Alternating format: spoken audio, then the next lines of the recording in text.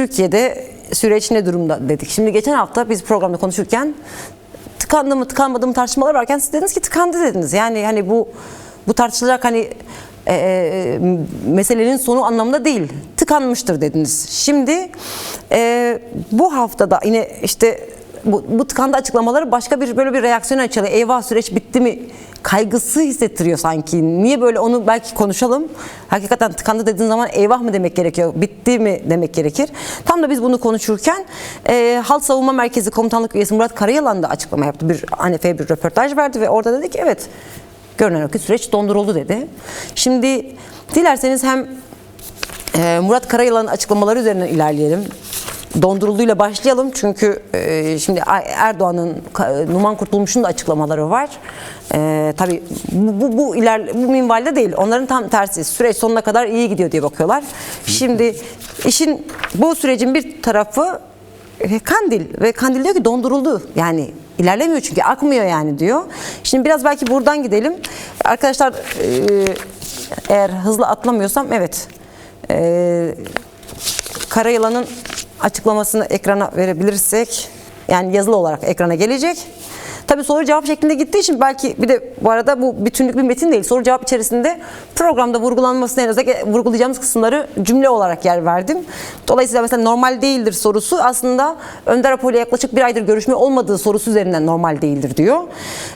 Hem de hükümet ve AKP yetkilileri tarafından çözüm yasalarının çıkacağı ay yani bu beklentinin olduğu ay herkesin heyecanla beklendiği Nisan ayında Önder Apo ile hiçbir görüşmenin olmamış olması normal olmadığı gibi sürecin geleceği açısından da tehlike işaretidir diyor.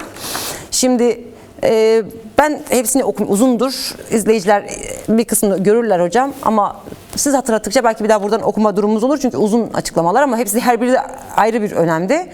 Şimdi diyor ki ama anlaşıldığı kadarıyla bu görüşmede gündeme gelen ve tartışılan konular ekseninde iktidar ve devletin üst kanadı nezdinde dondurulmasına yol açacak bir sonuca varılmıştır diyor. Bu son 27 Mart görüşmesi üzerinden bunu söylüyor. Evet şu an itibariyle süreç dondurulmuştur. Bize yansıyan ve bizim gördüğümüz budur.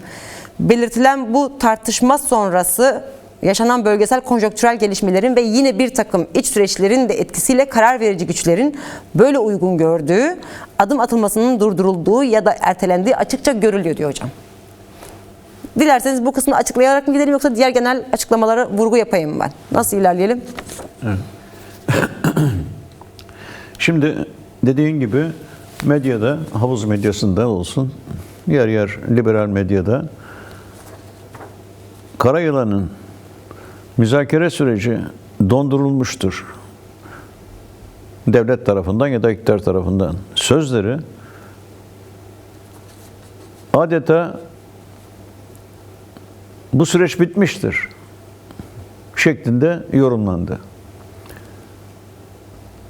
Eğer Karayalan bu süreç bitmiştir, müzakere süreci sona ermiştir, artık anlaşmanın imkanı kalmamıştır deseydi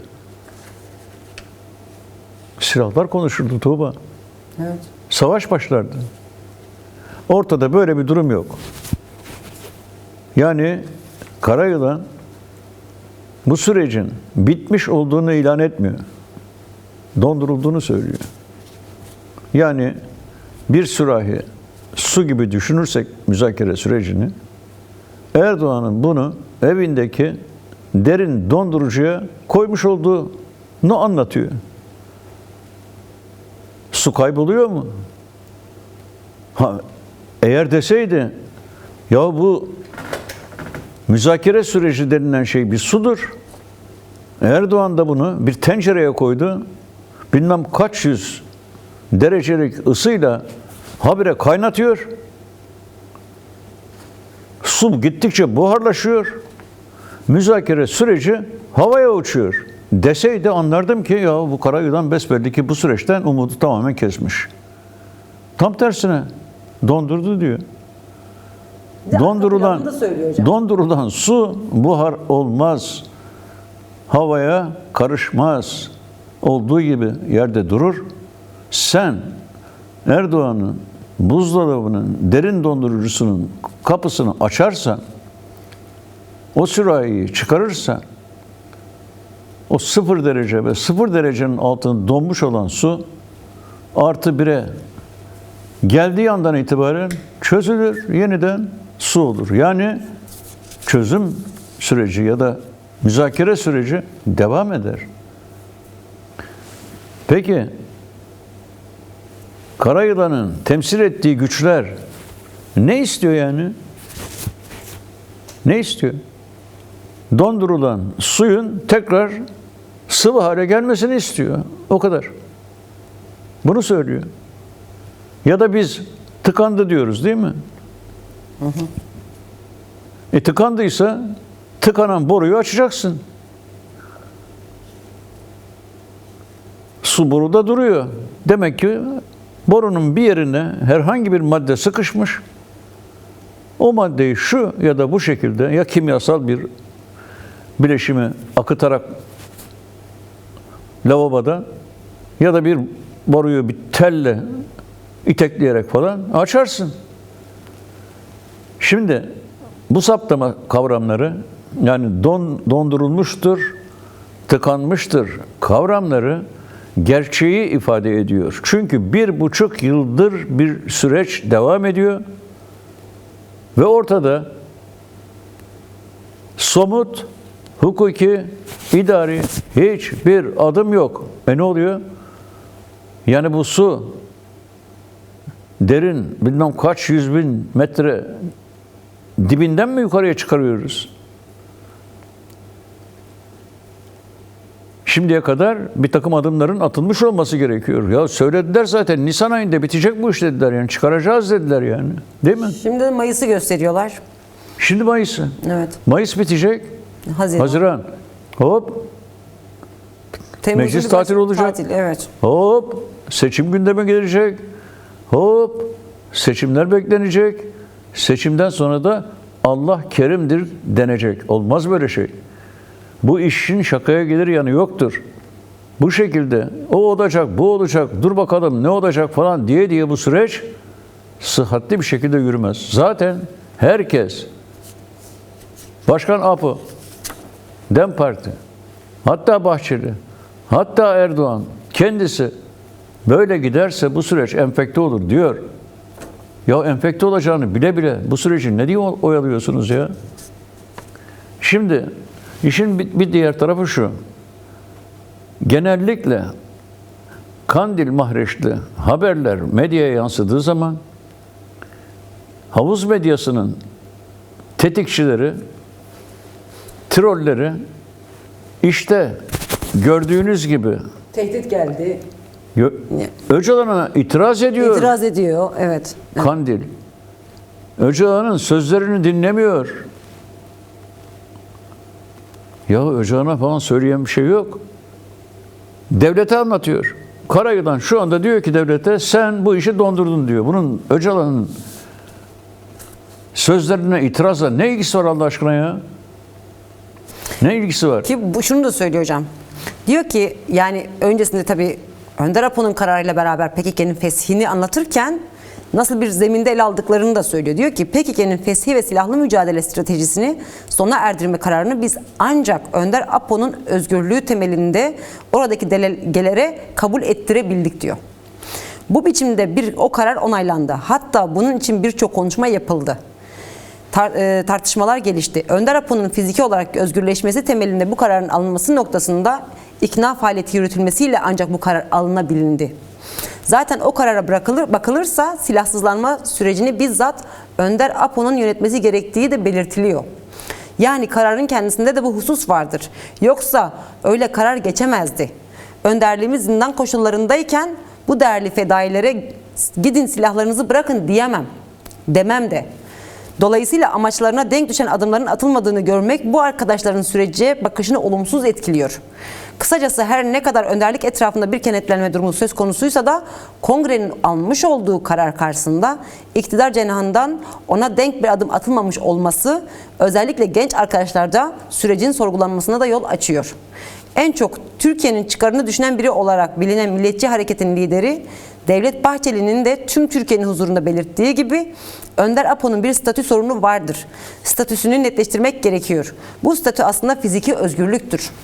daha çok söylemek gerekir, daha açık söylemek gerekirse Önder Apo'nun fiziki özgürlüğü olmadan bu sürecin gelişme şansı yoktur. Bunu sadece biz söylemiyoruz, halkımızın tümü söylüyor diyor. Şimdi bir kere yani bu sürecin geleceğinin Abdullah Öcalan'ın hukuki bir statü kazanmasına bağlı olduğu 2 kere 2 4 gibi bir gerçektir. Bu çok acı. Çünkü ya savaşı durduran Abdullah Öcalan, PKK'nın örgütsel varlığını sonlandıran Abdullah Öcalan. Ve eğer siz gerillanın dağdan inişiyle ilgili demokratik güvenceler hukuki olarak, anayasal olarak verirseniz silahsızlanacaklardır diyen Abdullah Öcalan. Şimdi bunları diyen kişi hapiste olursa,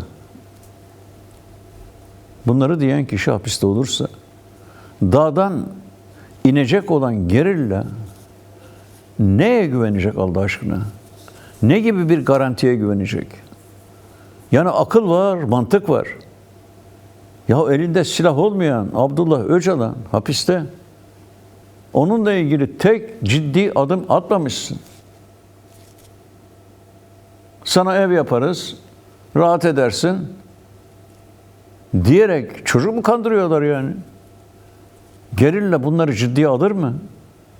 Ya ölüm kalım meselesidir bu. Yıllardır savaşan insanlar, ölümü göze almış insanlar. Sen şimdi diyorsun ki ona hiçbir garanti şu anda yok. Gelirsen belki garanti veririm diyorsun. Ya vermezsen?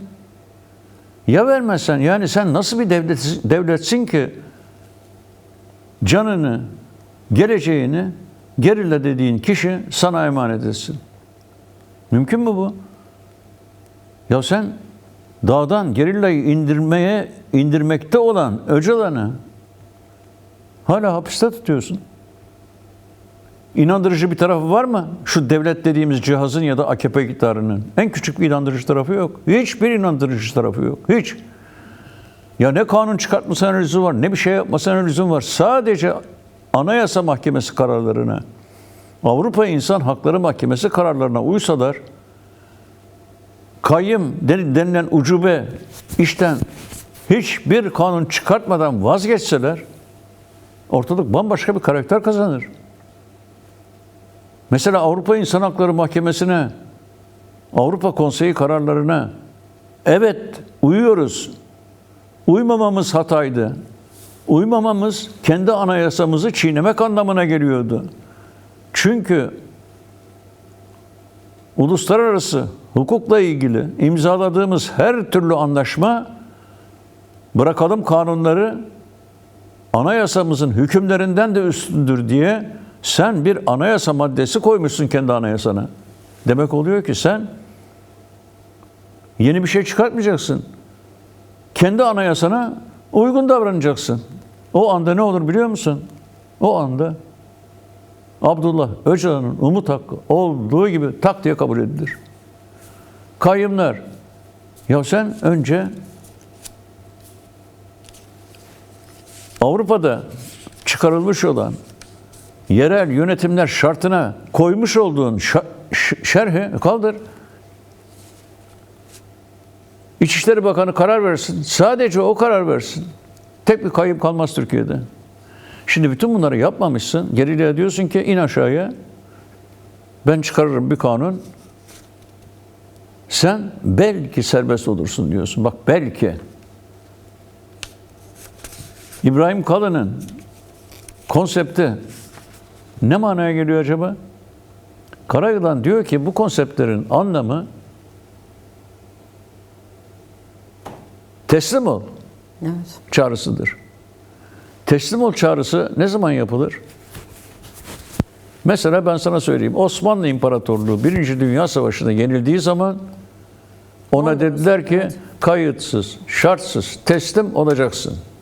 Sonra biz bir barış anlaşması yapacağız. Bahtına ne düşerse onu da kabul edeceksin.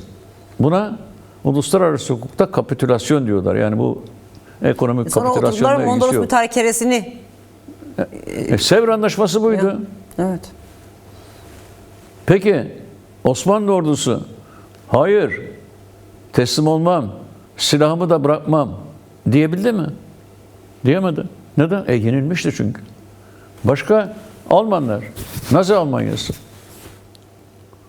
Birinci Dünya Savaşı'ndaki Almanya öyle bir şekilde teslim oldu ki ona dayatılan anlaşma savaş tarihlerinin en ağır anlaşmasıydı. Ne ordusu kaldı, ne ekonomisi kaldı, ne toprak bütünlüğü kaldı. Darmaduman oldu.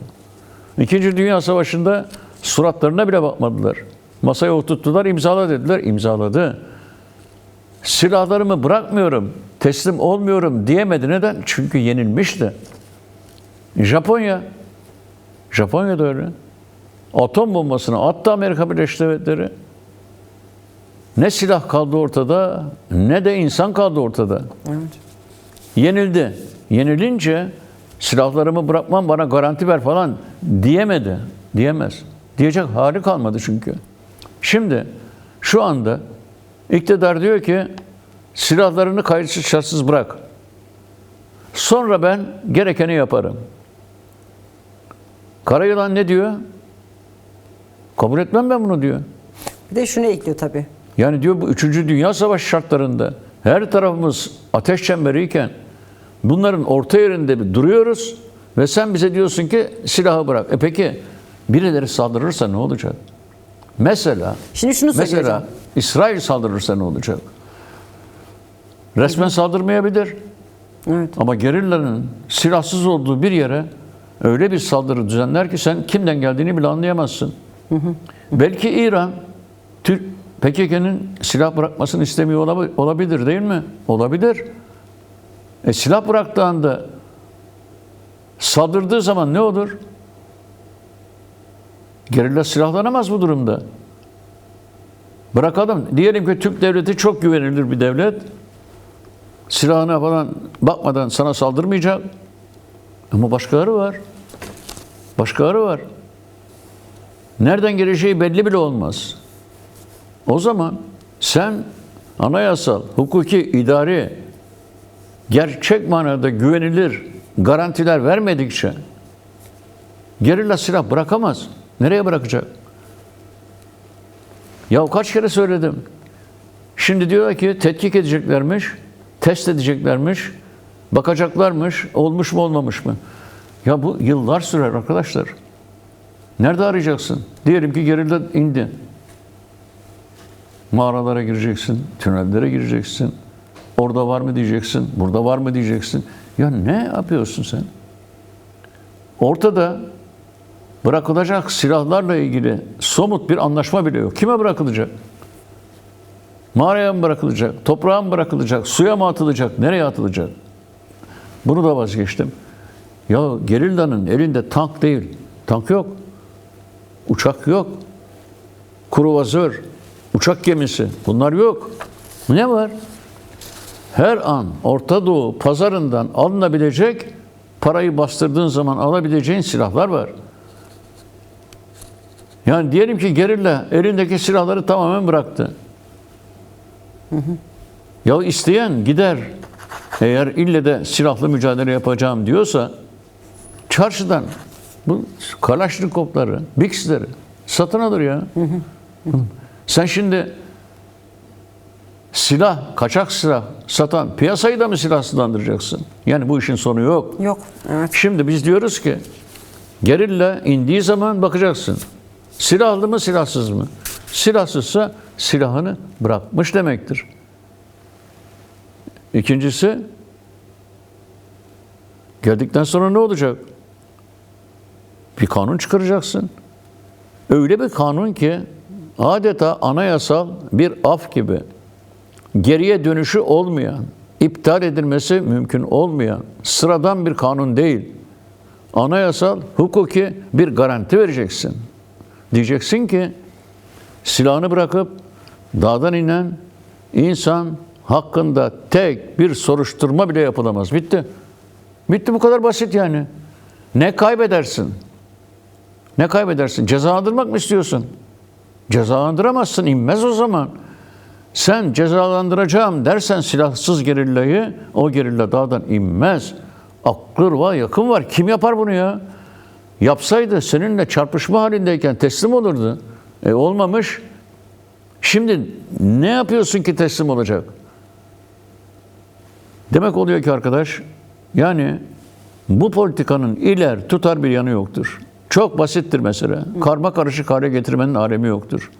Bu süreci böyle bir bahaneyle ya silahsızlanmadılar diyerek oyalayamazsın. Oyalarsan Türkiye'nin başına çok büyük işler açarsın. Yapmasınlar bunu. Tam da o dediğinize denk gelen şu açıklamalar var. Sahayı bilen ve gerçekte düşünen her insan çok iyi bilir ki pratik sahada bunun gerçekleşmesinin mümkünatı yoktur. Silah bırakma meselesiyle ilgili söylüyor. Orta Doğu kaynıyor. Her tarafta vızır vızır dronlar, füzeler uçuşuyor. Bütün güçler, hatta alanda bulunan uluslararası güçlere dahil olmak üzere bu zemindeki herkes şu an intihar pozisyonundadır. İntişar galiba, ya da yani yazım hatası var. Mevcut durumda güçlerimizin güvencesi kurduğumuz güvenlik sistemi ve silahlarımızdır. Yasal bir güvence olmadan bizim bu zeminde silah bırakmamız akıl dışı olur diyor. Ve diyor ki bakın 30 arkadaşımız silahını yaktı ve geri dönmeye hazır olduğunu belirtti. Onlar bir yere gidebildi mi? Hayır. Dolayısıyla güvenlik için tekrar sahamıza dönmek zorunda kaldılar.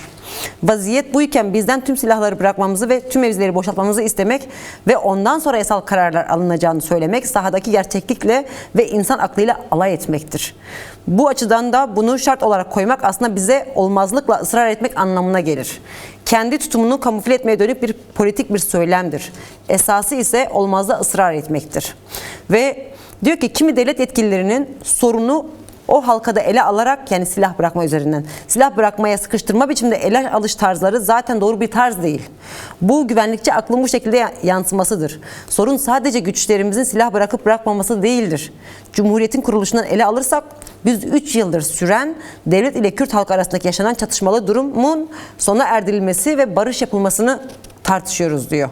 Ve diyor ki bunlar ayrı konularda ama bir parça halinde okumuş oldum ben. Şunu da hemen söyleyeyim. Biz bu konuda kimseye yalvaracak değiliz. Her halükarda seçeneksiz de değiliz. Kendileri bilir. Ama Türkiye'ye yazık ederler. Biz Önder Apo'nun büyük bir emek ve çabayla verdiği başarısı için amansız bir efor sarf ettiğini, bu sürecin Türkiye'nin ve halkımızın çıkarlarına olacağına inanıyoruz. Dolayısıyla eğer gerçekten devlet katında ciddi adımlar atılırsa bu konuda karşılıksız bırakmayacağımıza dair kararımız kesin ve nettir diyor. Şimdi buradan hemen geçelim hocam. Yani şeye geçelim. İktidar ve devlet ne söylüyor kısmına geçelim. Çünkü zamanımız azaldı. Süremiz çok az kaldı. Şimdi bu sürecin bir tarafı diyor ki biz diyor açığız, netiz, Önder Apo'nun kararlarının da arkasındayız ama diyor devlet adım atmıyor ve kongremizde belirttiğimiz kararlarda da belliydi. Önder Apo'nun özgür olma koşuluyla bunu yapacağımızı söylemiştik. Bu bile atılmadı diyor. Şimdi buna karşılık mesela Erdoğan bu haftaki grup toplantısında bir açıklama yapmıştı. Onu arkadaşlar ekrana getirebilirlerse. Yani özeti diyor ki süreç sonuna kadar devam ediyor. Sorun yok. İlerleyeceğiz diyor. Yani tüm sabotajlara rağmen 18. ayını geride bıraktık. Birçok eşiği aştık diyor. Çok komisyon raporuyla hassas bir kavşağa varılmış oldu. Diyor ki süreç olması gerektiği şekilde ilerlemektedir. İşte esas cümle bu. Olması gerektiği şekilde ilerlemektedir diyor. Numan Kurtulmuş da yine bu hafta içerisinde yaptığı açıklamada diyor ki bu süreçten dönüş yoktur diyor. Gidecektir, başarılacaktır, yürüyecektir diyor. Şimdi ve sürecin öbür tarafında da iktidar veya devlet kanadında bu açıklamaları yapıyor. Şimdi bambaşka iki açıklama karşımıza duruyor. Ve bir yandan AKP tarafı da aslında iktidar tarafı da şunu söylüyor. Evet diyor aslında sürecin yavaşlamasını yani kabul ediyorlar. Yavaşlamasını ama bunun sebebi de yine silah bırakma süreci. Ama bu işin sorumluluğunu harekete bırakarak. Hareket yapmıyor diye bu iş bu kadar yokuşa sürdü, uzadı demeye getiriyorlar. Şimdi biraz bunu konuşalım hocam. Son 8 dakikamız hatta 7 dakikamız ama aslında sürecin... Öyle bir şey de demiyorlar biliyor musun? Yürüyor diyor. Yürüyor diyor. Ama kim yani diyor ya AKP'li kaynaklar diye geçiyor ya bazen haberler. O AKP'li kaynakların söyledikleri onlar böyle. Şeyler. Evet yani çok resmi doğru. ağızdan değil bu arada. AKP'li kaynakların iddiaları genelde evet. Süreç biraz böyle bir bocalıyor ama bunun sebebi örgütün silah bırakmaması diye tanımlıyorlar. Yani şimdi silah bırakma meselesinin sorumluluğu kimde bu durumda hocam? Bunu belki masaya yatırmak gerekir. Şimdi bunlar Karayılan'ın konuşmasının hemen arkasında hareketlendiler. Beştepe'de buluştular bu arada Erdoğan'la Mecbur. Bahçeli. Evet. Demek ki bu konuşma gerekliymiş ve isabetliymiş.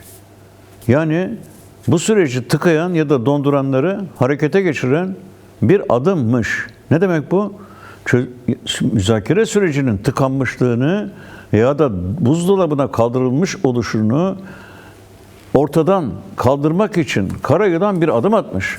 Demiş ki siz bunu tıkıyorsunuz ya da dondurmuşsunuz. Neyle tıkadıysanız onu çekin. Nereye koyup dondurduysanız oradan çıkarın.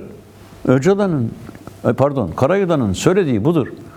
Sana diyor mu ki ya sen madem tıkadın artık ben bu oyunu oynamıyorum. Silah bırakmak falan değil. Sana ateş etmeye başlıyorum. Böyle bir şey mi diyor? Tıkanmayı aşın, dondurmayı aşın, süreci ilerletin diyor. Kötü mü? O da diyor ki ilerletiyoruz zaten. İşte bunu ilerletiyoruz dediği zaman çocuklar bile artık kahkahayla gülüyor. Ne ilerliyorsun da nereye gidiyorsun? Avucunda ne var? Bizim avucumuza ne koymuşsun? Sen ileriye gidiyorsun da Kürt halkının payına düşen hiçbir şey yok. Sen aslında ileriye doğru gitmiyorsun. Sen seçime doğru gidiyorsun. Sen İran'da ne olacağının hesabını yapıyorsun. Seçime doğru gidiyorsun. Öyle bir hava yaratıyorsun ki sanki Başkan Öcalan'ın ortaya koymuş olduğu yol haritası iflas etmiş. Çünkü sen o yol haritasında yürümemişsin. Sen böylece sana karşı olan tepkileri İmralı'ya karşı, PKK'ya karşı, DEM Parti'ye karşı yöneltiyorsun. Sen seçime hazırlanıyorsun. Sen bir yandan CHP'nin canını okuyorsun. Sen seçime hazırlanıyorsun. Sen bunları adım yapıyorsun. Müzakere sürecinin gerçek manada gelişmesini önlüyorsun. Zaman kazanıyorsun. Seçim günü belki kazanırım diyorsun. AKP'nin yaptığı bu. Bu norm dışı devlete gelince o da gözünü dikmiş İran'a. Ne olacak acaba orada?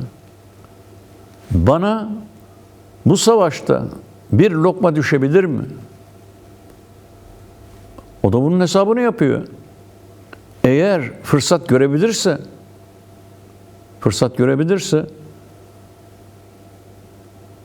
Roşhilat'ın herhangi bir kazanım elde edeceğini hissettiği anda girer İran'a. Hiç şakası yok. Başvura da girer.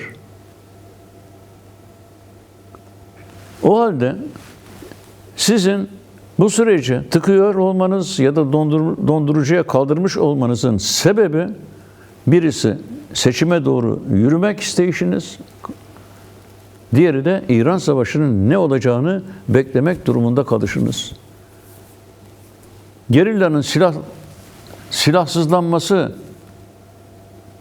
bir bahaneden ibarettir.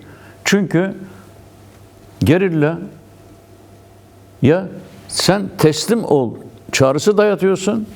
İşin garip tarafı onunla yaptığın savaşta zafer kazanmamışsın. Kazansaydın bu kadar karma karışık süreçlere ihtiyaç olur muydu? Sen gerillayı imha edebilseydin zaten onun elinden silahları kendin alırdın. Bunu yapamamışsın. Ne yenilen var, ne yenen var. Pata bir durum var. Onun için müzakere masasına oturmuşsun. Müzakere masasına oturan kişi karşısındakine teslim ol, yakarım seni demez. Demez. Elbette ki bu bir iç savaştır. İki devlet arasındaki savaşta silahları birbirine vermek ya da ortadan kaldırmak diye bir şey olmaz. Sonuçta iki devlet oturur barış masasına, anlaşırlar. Herkes kendi evine gider, kendi silahlarıyla kendi devletinin savunmasını yapar. Ama bir iç savaşta doğal olarak elbette ki isyan sona erdiği zaman isyancılar bir daha silaha sarılmayacaklarını ifade ederler. Ne zaman? Onlara anayasal vatandaşlık, anayasal hak, hukuk, mesela Kürt sorununu çözmenin önündeki engelleri kaldırırsan, o sana der ki tamam, şimdi silahla ben bu işi yapmayacağım. Ben bu engelleri kaldırdığın takdirde seninle barışçı, legal yoldan yarışacağım der. Sen yarışmaya hazır mısın değil misin? Boş ver şimdi silahsızlanma numaralarını. Hazırsan hocam. engelleri kaldırırsın. Hazır değilsen silahsızlanmadı diye bu işi sürüncemede bırakırsın. Tekrar ediyorum. İnsin gerillanın bir tanesi dağdan, bakarsın ona. Silahlı mı silahsız mı? Silahsızsa silahsızlanmış demektir. Evet.